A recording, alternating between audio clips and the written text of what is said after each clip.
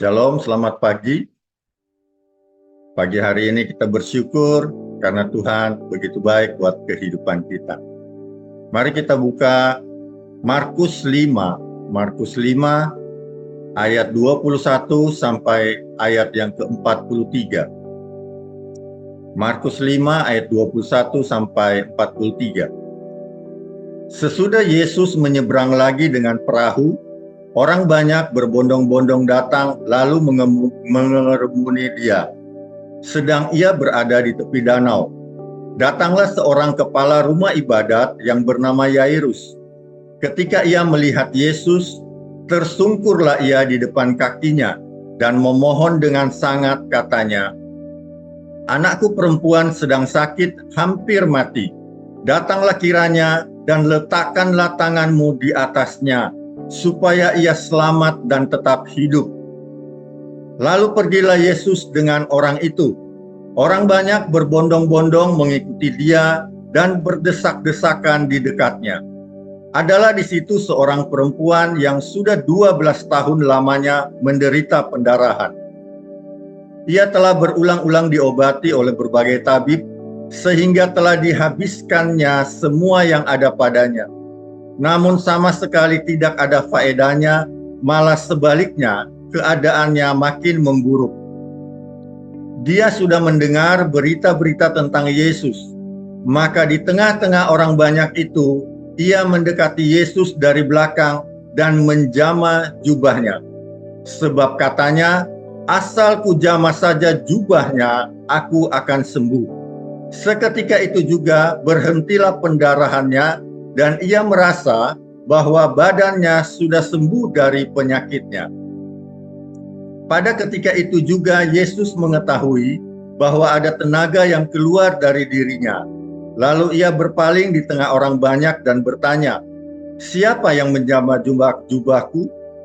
Murid-muridnya menjawab, "Engkau melihat bagaimana orang-orang ini berdesak-desakan dekatmu, dan engkau bertanya, 'Siapa yang menjamah aku?'" Lalu ia memandang sekelilingnya untuk melihat siapa yang telah melakukan hal itu. Perempuan itu yang menjadi takut dan gemetar ketika mengetahui apa yang terjadi atas dirinya, tampil dan tersungkur di depan Yesus dan dengan tulus memberitahukan segala sesuatu kepadanya. Maka katanya kepada perempuan itu, "Hai anakku, imanmu telah menyelamatkan engkau. Pergilah dengan selamat dan sembuhlah dari penyakitmu."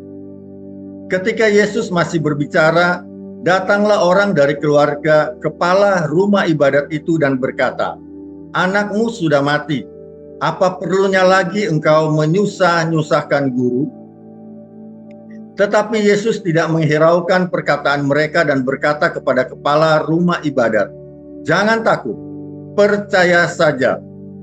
Lalu Yesus tidak memperbolehkan seorang pun ikut serta, kecuali Petrus, Yakobus, dan Yohanes saudara Yakobus. Mereka tiba di rumah kepala ibadat, dan di sana dilihatnya orang-orang ribut, menangis, dan meratap dengan suara nyaring. Sesudah ia masuk, ia berkata kepada orang-orang itu, "Mengapa kamu ribut dan menangis? Anak ini tidak mati, tetapi tidur." Tetapi mereka menertawakan dia. Maka diusirnya semua orang itu. Lalu dibawanya ayah dan ibu anak itu, dan mereka yang bersama-sama dengan dia masuk ke kamar anak itu. Lalu dipegangnya tangan anak itu, katanya, "Talita kum," yang berarti, "Hai anak, aku berkata kepadamu, bangunlah." Seketika itu juga anak itu bangkit, berdiri dan berjalan, sebab umurnya sudah 12 tahun. Semua orang yang hadir sangat takjub. Puji Tuhan. Dari cerita ini ada dua kisah. Kisah yang pertama adalah kisah si Yairus, seorang kepala rumah ibadat. Kalau saat ini mungkin kita bisa berkata Yairus itu adalah seorang pastor atau pendeta, atau seorang hamba Tuhan yang sangat mengerti akan firman Tuhan. Dan satunya lagi adalah seorang wanita yang tidak disebutkan namanya. Berarti wanita ini tidak terkenal. Dalam arti kata, wanita ini adalah orang biasa.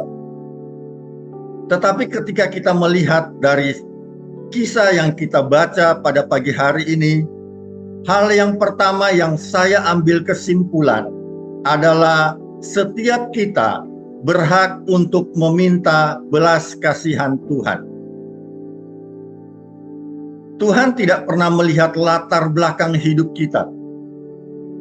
Tuhan tidak pernah melihat apakah saya adalah seorang pastor atau seorang hamba Tuhan, atau saya adalah orang biasa. Tuhan tidak melihat apakah saya sudah melayani Tuhan, menjadi jemaat biasa, atau saya adalah hamba Tuhan. Tetapi setiap kita yang percaya kepada Tuhan Yesus, kita punya hak untuk meminta belas kasihan Tuhan. Matius 7 ayat 7 berkata, "Mintalah, maka akan diberikan kepadamu. Carilah, maka kamu akan mendapat. Ketoklah, maka pintu akan dibukakan bagimu." Ketika kita punya satu kerinduan untuk datang kepada Tuhan, maka Tuhan pasti akan menerima kita. Hal yang kedua dari pembacaan yang kita baca pada pagi hari ini, hal yang kedua adalah tulus. Kamus Bahasa Indonesia berkata tulus itu artinya bersih hati atau benar-benar keluar dari hati yang jujur. Ayat 22 dan 23, ketika Yairus berjumpa dengan Yesus, dia tersungkur dan memohon dengan sangat. Ini berarti Yairus memiliki ketulusan ketika berjumpa dengan Yesus. Demikian juga dengan wanita ini. Ayat 33 berkata, wanita ini tersungkur di depan Yesus dan dengan tulus. Ketika kita tulus melakukan segala sesuatu, maka Tuhan akan ikut campur dalam hidup kita. Dalam semua aspek kehidupan kita, kita harus tulus. Dalam pekerjaan yang kita geluti saat ini atau dalam hal apapun yang sedang kita lakukan, jika kita tidak punya ketulusan, kita tidak akan berhasil dan sukses. Orang baik banyak, tetapi seringkali mereka tidak tulus. Mereka melakukan perbuatan baik hanya untuk dilihat orang, supaya mendapat pujian, atau ada sesuatu yang mereka inginkan untuk mereka peroleh. Tetapi orang yang tulus, mereka akan menerima kebaikan Tuhan. Hal yang ketiga dari ayat yang kita baca adalah iman. Iman sangat berperan penting dalam kehidupan orang percaya. Ibrani 11 berkata, iman adalah dasar dari segala sesuatu yang kita harapkan dan bukti dari segala sesuatu yang tidak kita lihat. Iman adalah pondasi atau dasar dalam hidup kita. Bagaimana cara kita bisa memiliki iman? Roma 10 ayat 17 berkata, jadi iman timbul dari pendengaran dan pendengaran oleh firman Kristus. Si Yairus dan wanita ini, mereka setiap kali mendengar tentang Kristus. Ketika mereka mendengar tentang Kristus, maka iman percaya mereka itu tumbuh. Ketika kita mau memiliki iman, kita harus rajin dengar firman Tuhan. Dan kita harus pastikan setiap firman yang kita dengar, itu harus masuk ke dalam hati kita dan dapat bertumbuh. Oleh karena itu, kita harus rajin dengan firman Tuhan. Jangan kita menganggap bahwa 1 minggu 1 kali kita dengar firman Tuhan di hari Minggu itu cukup. Itu sangat kurang. Kita harus mendengar firman Tuhan setiap hari. Kita harus bisa bersekutu dengan Tuhan setiap hari. Kita harus menyediakan waktu kita bagi Tuhan, supaya iman kita dapat bertumbuh, supaya iman kita semakin tak tergoyahkan. Nah, seringkali keraguan akan membuat iman kita goyah. Ketika orang-orang datang dan berkata kepada Yairus bahwa anaknya sudah mati, itu membuat satu keraguan. Apakah Tuhan terlambat untuk menolong anaknya? Seringkali dalam hidup kita juga diperhadapkan dengan hal-hal seperti ini. Ada sesuatu hal yang membuat iman percaya kita goyah. Apakah sakit kita sanggup untuk Tuhan sembuhkan? Ini seringkali membuat iman kita goyah. Tetapi hal yang keempat yang harus kita ingat adalah Tuhan berkata kepada Yairus, yaitu jangan takut, percaya saja. Ketika kita dalam masalah, kita takut masalah kita ini akan membuat hidup kita berakhir. Sehingga walaupun kita sudah berdoa kepada Tuhan, kita sudah datang kepada Tuhan, kita khawatir dengan masalah yang sedang kita alami. Pagi hari ini Tuhan mengingatkan kita untuk kita jangan takut. Kita harus percaya saja. Karena apapun yang Tuhan lakukan dalam kehidupan kita, itu pasti baik.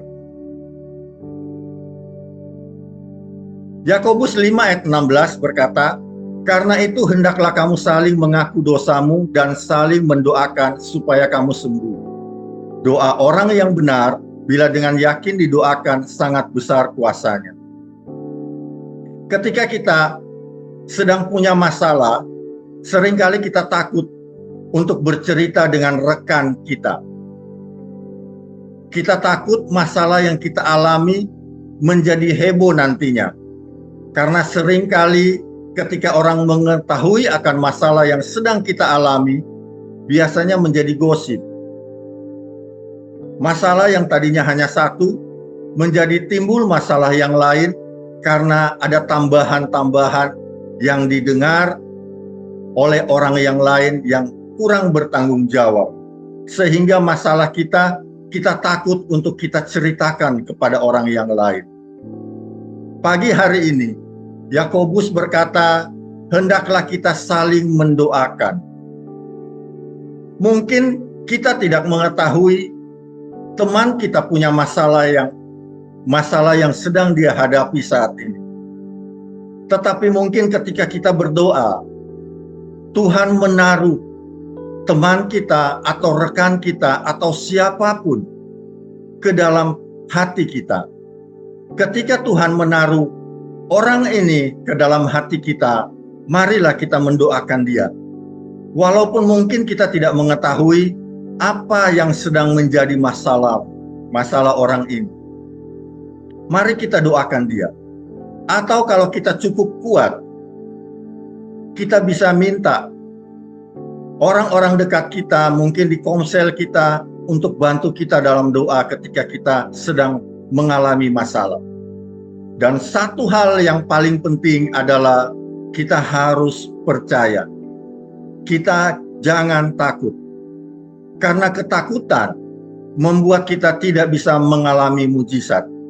Ketakutan membuat kita jauh dari kasih Tuhan. Yang kelima, hal yang terakhir yang saya dapatkan dari ayat ini adalah mengucap syukur. Ucapan syukur itu wajib untuk kita lakukan karena Tuhan baik dalam kehidupan kita. 1 Tesalonika 5 ayat 18 berkata, mengucap syukurlah dalam segala hal, sebab itulah yang dikehendaki Allah di dalam Kristus Yesus bagi kamu. Tuhan menghendaki kita mengucap syukur, bukan hanya karena hal baik yang bisa kita terima daripada Tuhan. Tetapi hal yang mungkin kita takutkan akan terjadi dalam kehidupan kita ketika kita menerima hal tersebut, kita juga tetap harus mengucap syukur. Karena kita harus yakin dan percaya apapun yang Tuhan lakukan dalam kehidupan kita, itu pasti adalah yang terbaik yang kita akan terima.